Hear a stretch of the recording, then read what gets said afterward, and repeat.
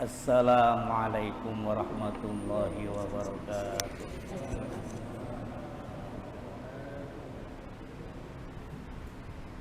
Alhamdulillah, alhamdulillahi rabbil alamin.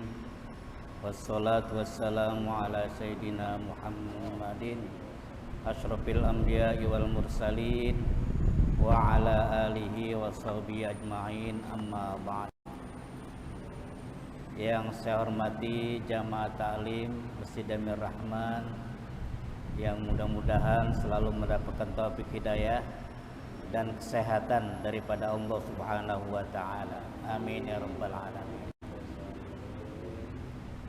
Alhamdulillah wa syukrulillah, kita bisa bertemu kembali di majlis ta'lim ini dalam rangka thalabul ilmi, dalam rangka menuntut ilmu. Mudah-mudahan ilmu yang kita peroleh di tempat ini mendapatkan manfaat dan keberkahan dari Allah Subhanahu wa taala. Amin ya rabbal alamin. Seperti biasa,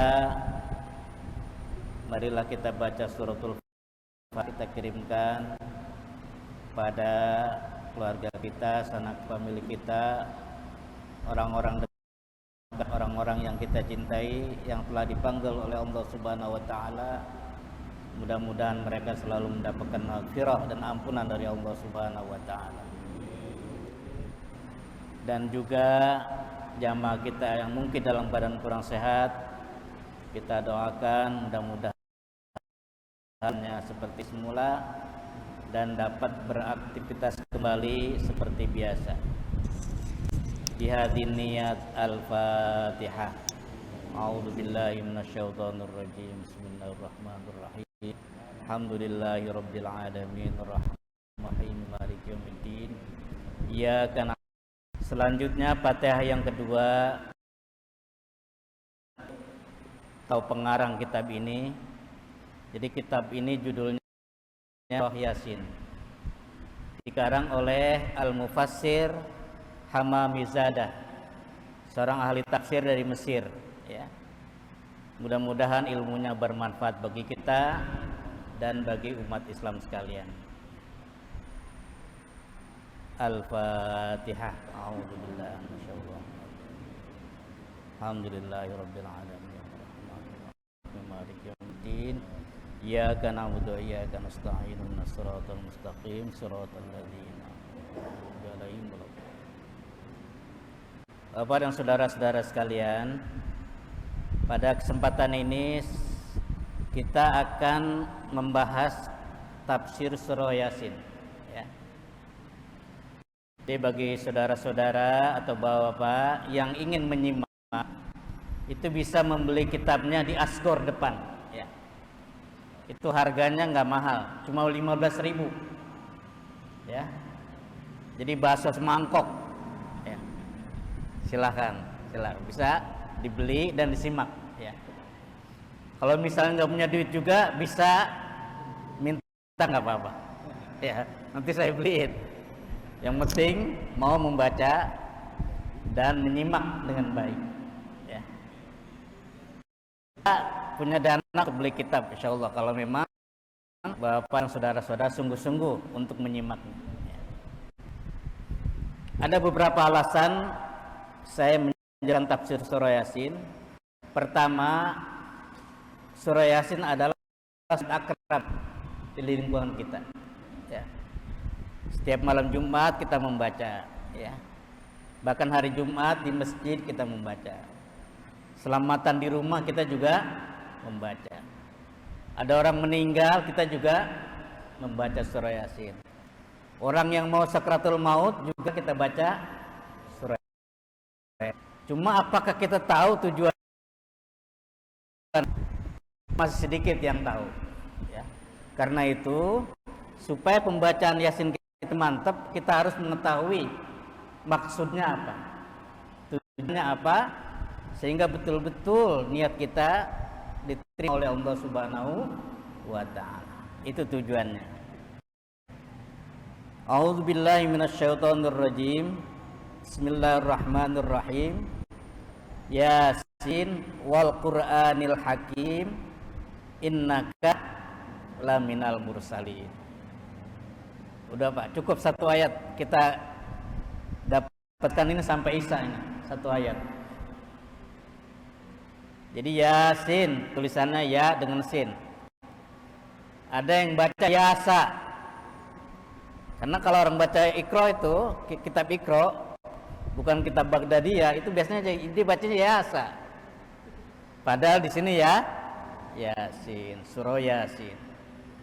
Wal Qur'anil Hakim innaka nal mursalin.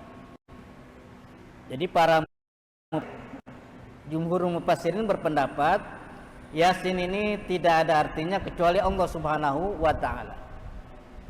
Ada coba-coba menafsirkan bahwa Yasin adalah untuk perhatian.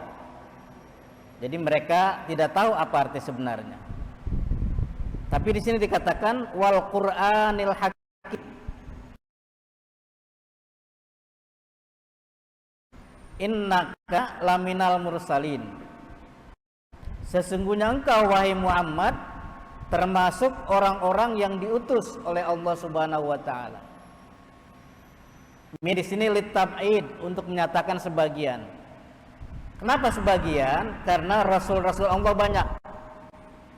Bahkan yang namanya nabi-nabi Allah itu ribuan jumlahnya. Ya. Tapi kalau rasul yang wajib kita ketahui itu 25 rasul. Itu yang wajib kita ketahui. Dari mulai Nabi Adam ya sampai terakhir adalah Nabi Muhammad sallallahu alaihi wasallam. Jadi Nabi Muhammad adalah selain dia seorang nabi adalah seorang rasul. Apa sih perbedaan antara nabi dengan seorang rasul? Apa perbedaan seorang nabi dengan seorang rasul? Kalau dia mendapatkan dari Allah cuma untuk dirinya sendiri. Ya. Sedangkan rasul dia dapat wahyu dari Allah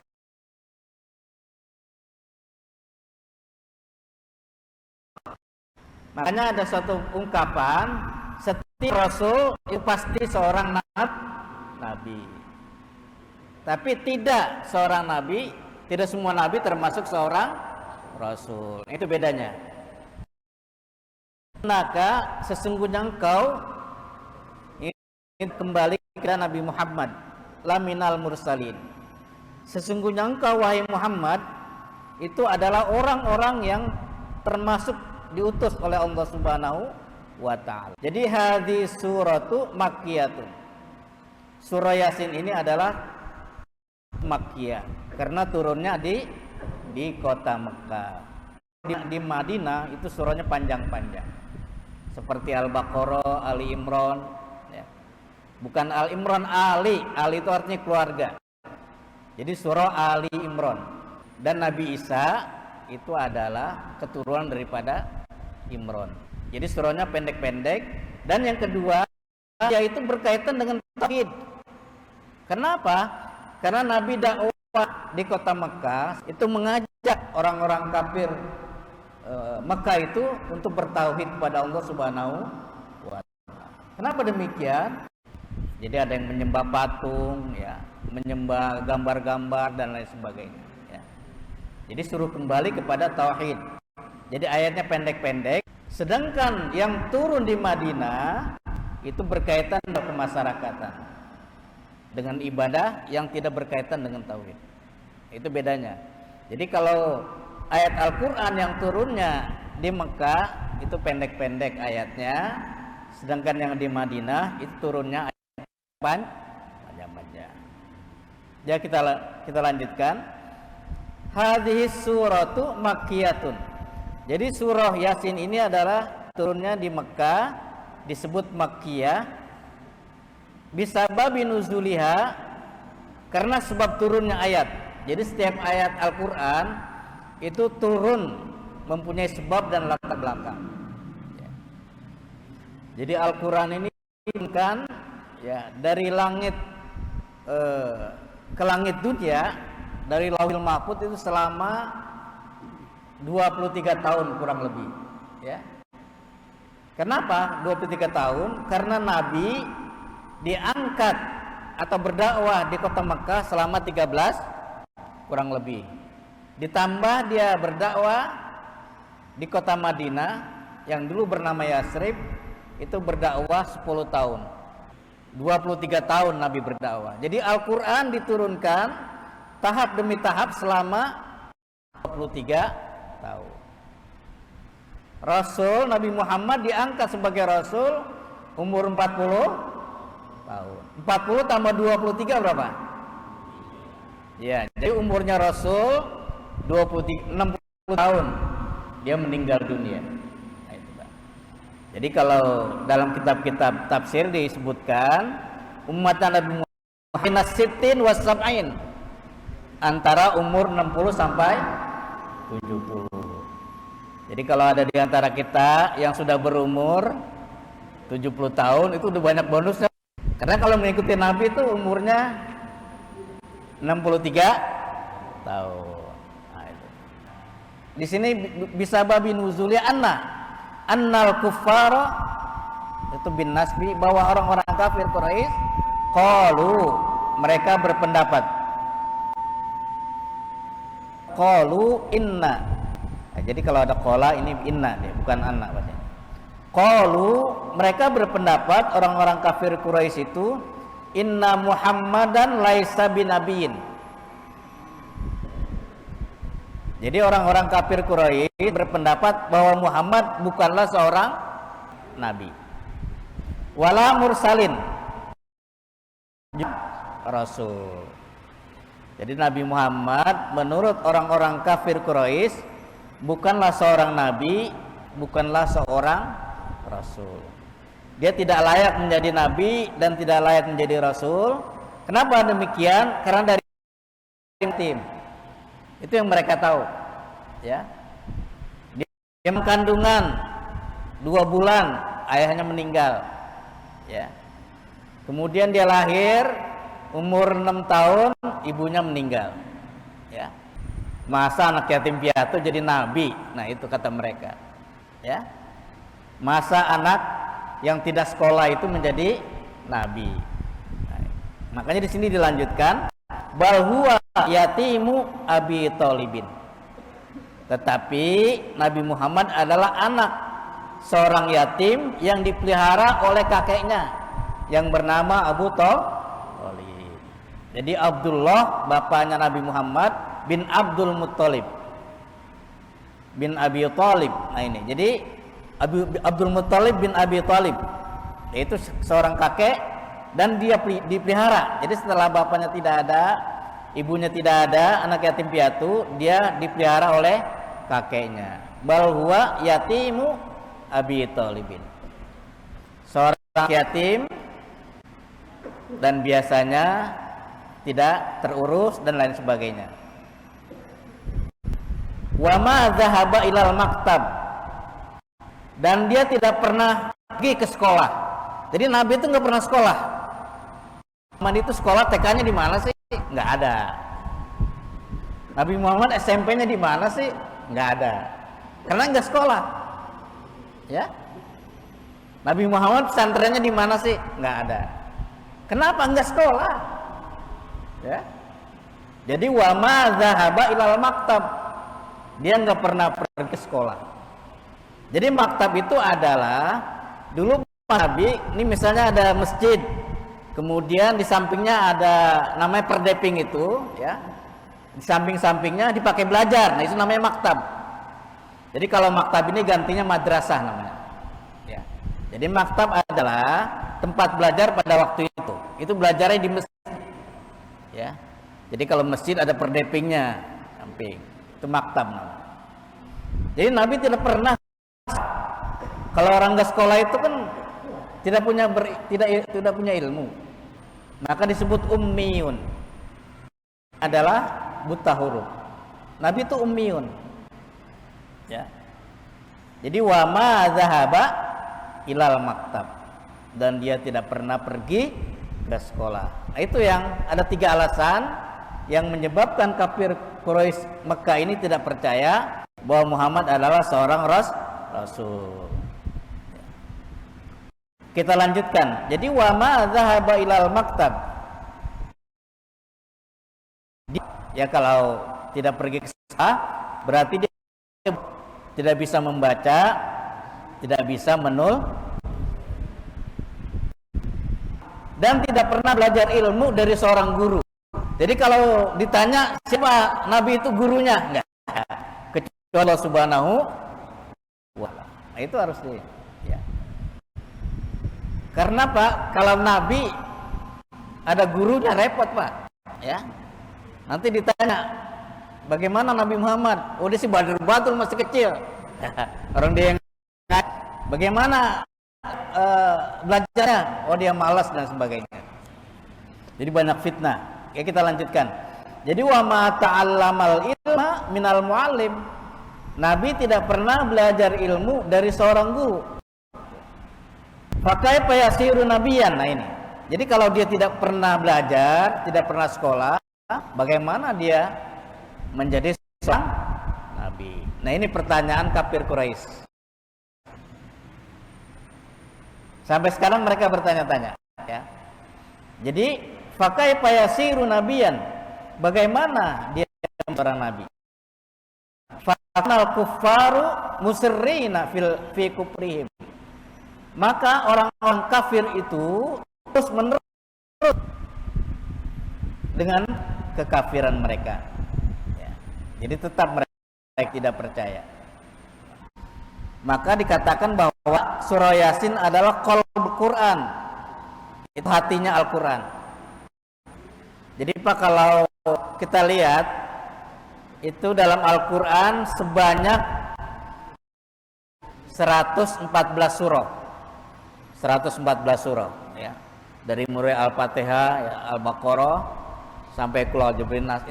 Tetapi yang dikatakan jantungnya Al-Quran itu Yasin, surah Yasin.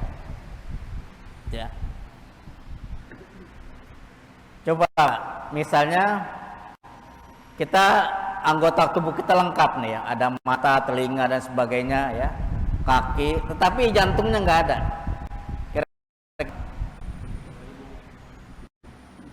Kira-kira hidup nggak orang nggak ada jantung? Nah Al-Quran itu nggak ada Yasin, itu nggak ada apa-apanya. Ya. Makanya dikatakan anna Yasin Quran, bahwa surah Yasin adalah jantungnya, hatinya Al-Quran. Nah, itu Pak. Dilihat dari segi artinya dan lain sebagainya, jantungnya Al-Quran adalah surah Yasin. Jadi Pak, ini. Jadi betapa pentingnya surah Yasin itu dalam Al-Quran. Sama seperti kedudukan jantung kita, ginjal dibanding dengan anggota tubuh yang lain. Kalau orang Pak nggak ada matanya, tapi yang lain komplit, masih hidup nggak? Hidup. Yang lain yang nggak ada tangannya, itu masih hidup. Nggak ada kakinya, masih hidup. Tapi kalau jantungnya sudah tidak bergerak, itu maka sudah meninggal dunia.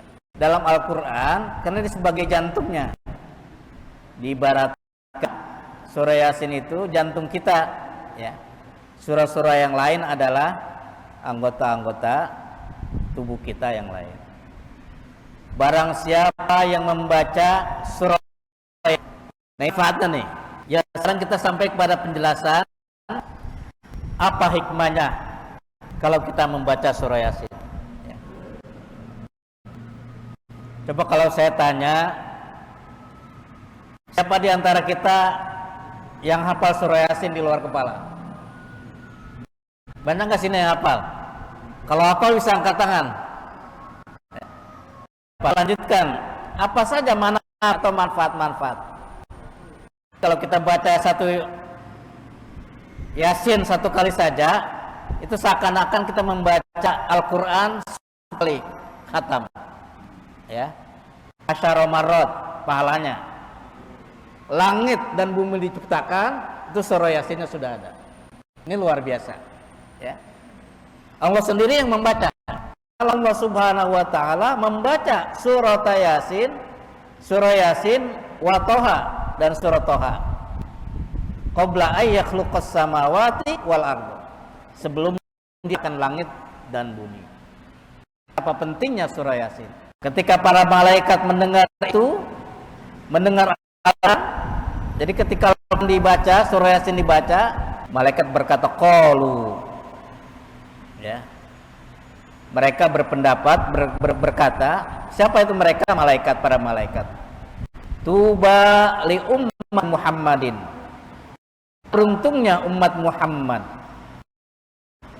nuzila alaihim surah, diturunkannya surah Yasin ini kepada mereka.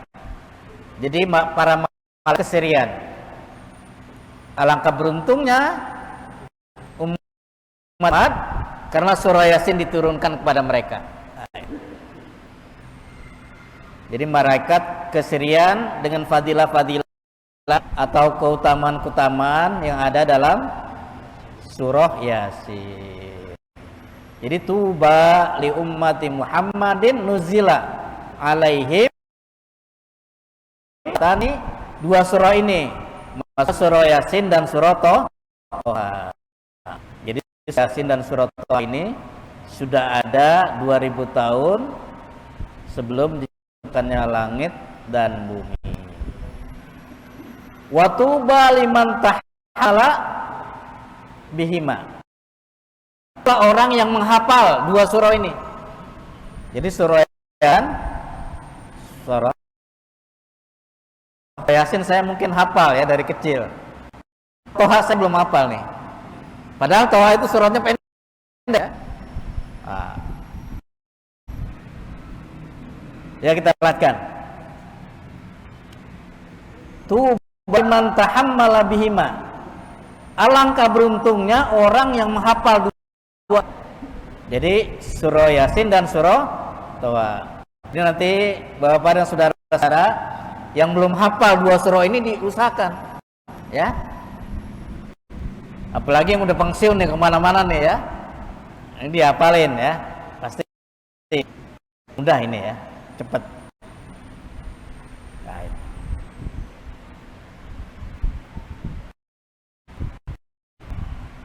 Wata li'al sinatin,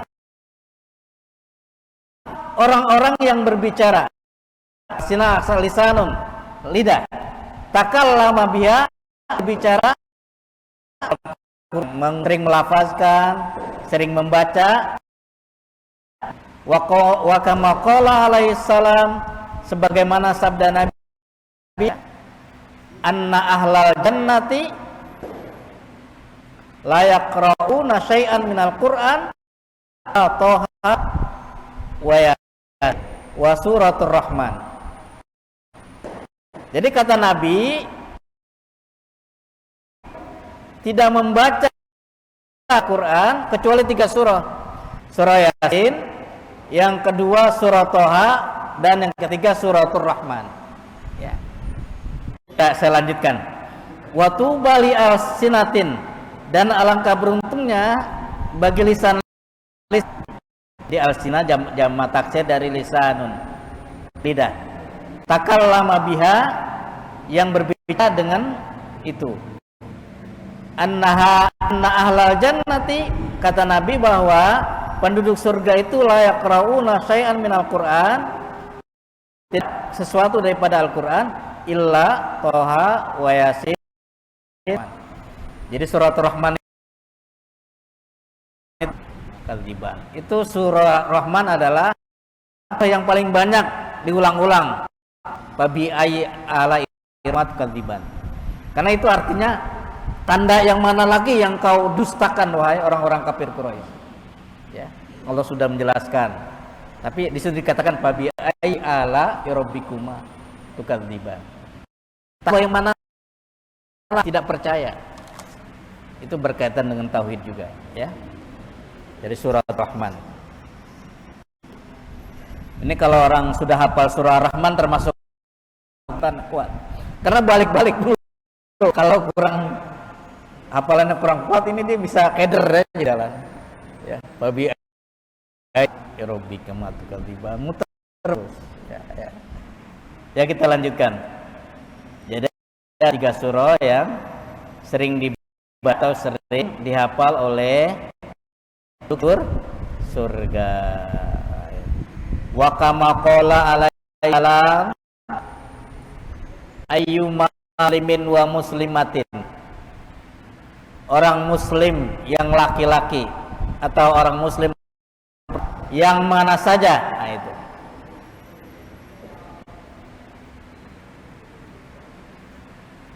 Quriya indahum, bacakan kepada mereka surah Yasin,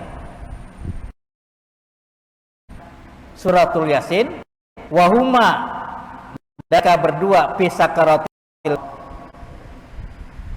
Jadi kalau ada orang meninggal dunia mau sakaratul maut, itu dibacakan surah Yasin, setiap huruf itu akan diiringi oleh 10 malaikat. Yakuna, malaikat itu turun dari langit, berdiri menyaksikan orang-orang yang mau meninggal dunia yang sedang nah itu. Jadi malaikat disuruh turun oleh Allah, coba kamu turun, si A lagi sakratul maut, si A tuh sedang dibacakan Yasin, sebentar lagi dia akan meninggalkan dunia. Bagaimana di sini dikatakan malaikat diturun, yakumuna, mereka berdiri, baina aidihima, supupan, 2 orang itu berbaris. Jadi ini ada orang sakratul maut meninggal dunia, lalu dikelilingi oleh para malaikat, ya. Cuma karena malaikat itu makhluk rohani, kita nggak lihat, ya. Jadi malaikat melihat kita, tapi kita tidak melihat malaikat. Jadi mereka tuh malaikat turun, supupan, sop, mengelilingi orang yang sedang dibacakan Yasin. Ngapain? Apa itu? Di sini dikatakan, ya, yamuna baina aidihima supupan yusalluna alaihima, mereka membacakan selawat pada orang yang sakratul maut. Yang dimaksud bacakan selawat adalah memintakan ampun. Tuh. Jadi mereka turun menyaksikan orang yang sedang sakratul maut dan memintakan ampunan agar mereka diampuni dosanya oleh Allah Subhanahu wa taala. Luar biasa, ya. Cuma karena kita tidak bisa melihat malaikat, maka tidak merasa, ya. Jadi sini dikatakan mereka minta ampun, ya, kepada orang itu, untuk orang wa yastaghfiruna lahuma, dan mereka ampun untuk mereka. Jadi ketika yang sekarat itu sudah meninggal dunia, jenazahnya dimandikan, malaikat juga ikut menyaksikan. Wa guslahuma. Jadi jenazahnya ketika dimandikan juga disaksikan oleh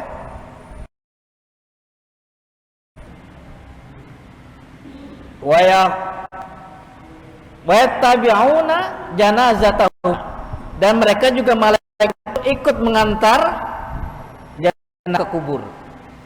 Jadi sampai dikubur, malaikat itu mengiringi dari rumah sakaratul meninggal, kemudian dimandikan oleh para amilin, lalu diikuti jenazahnya sampai setelah disolatkan, dibawa.